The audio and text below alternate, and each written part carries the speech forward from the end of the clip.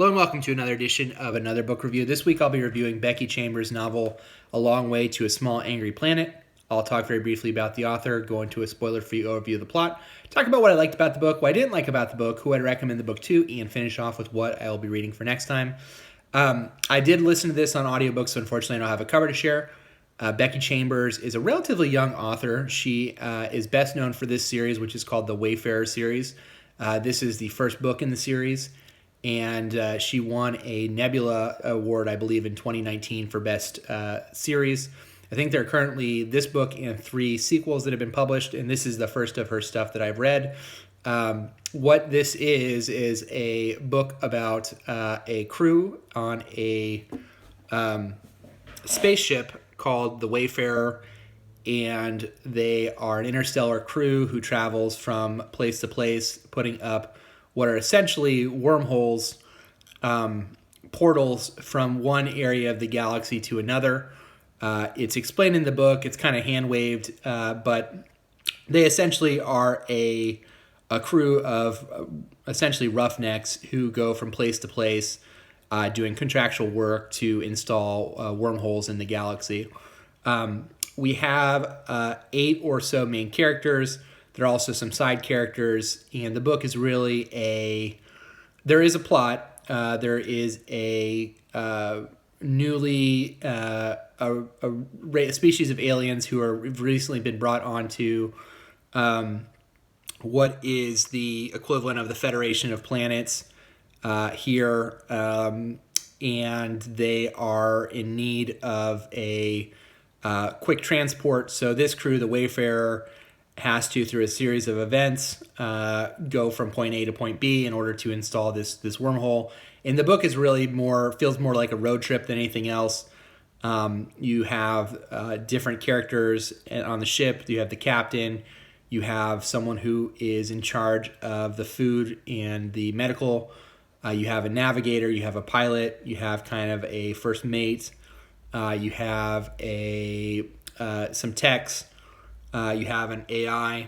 And so the book is, I think if there's one thing that it felt different about this than similar books, is the book is really fun. It doesn't take itself too seriously most of the time. There's characters in it who are have witty banter and play off each other really well. I think the characters themselves are really distinct.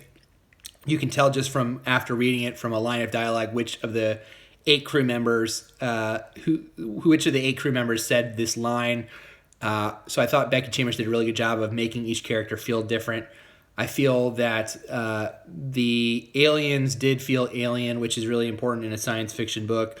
There are human races. There are humans on this ship. There are also several different species of aliens, I think 3 or 4, who are on the ship, as well as maybe 1 or 2 other species who are introduced in the book. And I think she does a good job of just showing you how different they really are.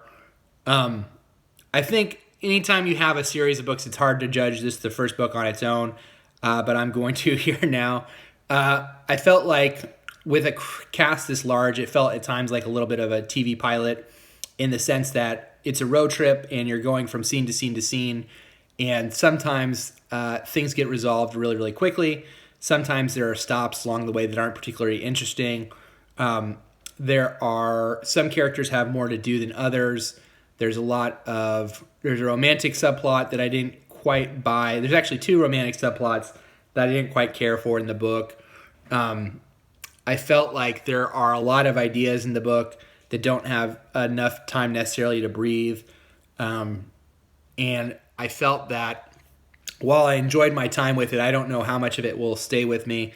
I think the characters themselves are really fun, but I don't know how much was here in terms of maybe deeper philosophical stuff. And the book is in some ways kind of a mixture of really, really fun, light sci-fi, and also there's some heavier moments as well.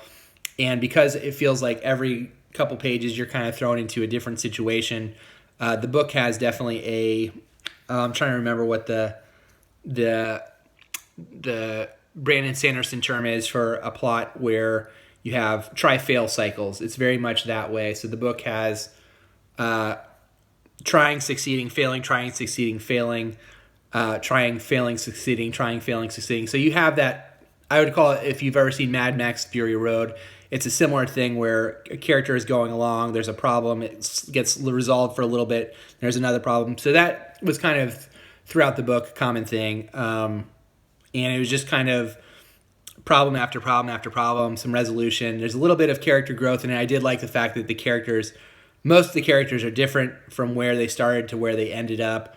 I think there's a little bit, I felt manipulated at some points where there are characters who I think I'm supposed to dislike who actually didn't end up disliking them much, and I kind of understood where they were coming from. And by the end of the book, they had changed in a way that felt pretty quick to me. But I do like the fact that she was not afraid of changing her characters.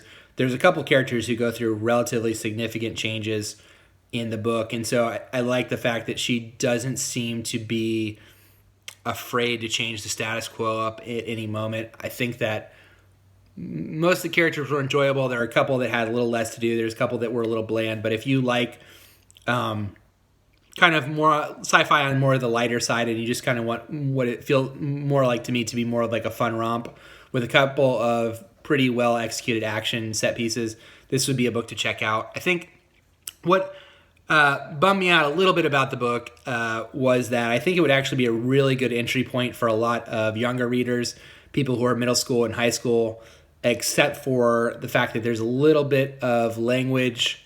There's cursing. She does do a thing where she uses stars as kind of a mild expletive, where she'll say, instead of saying drat or G, she'll say stars, which is kind of a stand-in for kind of cursing. But then she'll have characters just curse up a storm.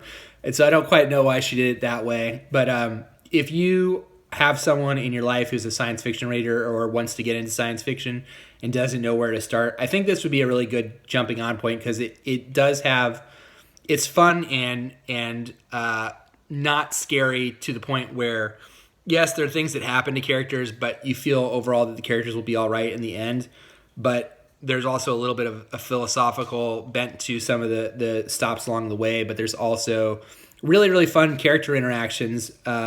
There's two techs who, again, they have this fun banter between the two of them throughout the whole book that's, at moments I laughed out loud and really enjoyed it. But if you're someone who really can't recommend books with cursing in it, this may be difficult for you because there is cursing, and part of me wishes she had just kind of stayed the whole book clean or have gone the other way and just had cursing throughout the book. So it's a weird mixture of those two things. But if you're someone who wants a new sci-fi series and likes your sci-fi more on the light fun side, I definitely could see this being a really sweet spot for a lot of people. The characters do feel different enough and alien enough to get a real sense of the science fiction aspect of it, but it doesn't get bogged down into navel gazing things. There always seems to be something else happening, and while I felt that there were times where I wish there was a little bit more time spent in one place and time spent with some characters, she does have like a propulsion to the book that I did enjoy. So that is Becky Chambers' Long Way to a Small Planet.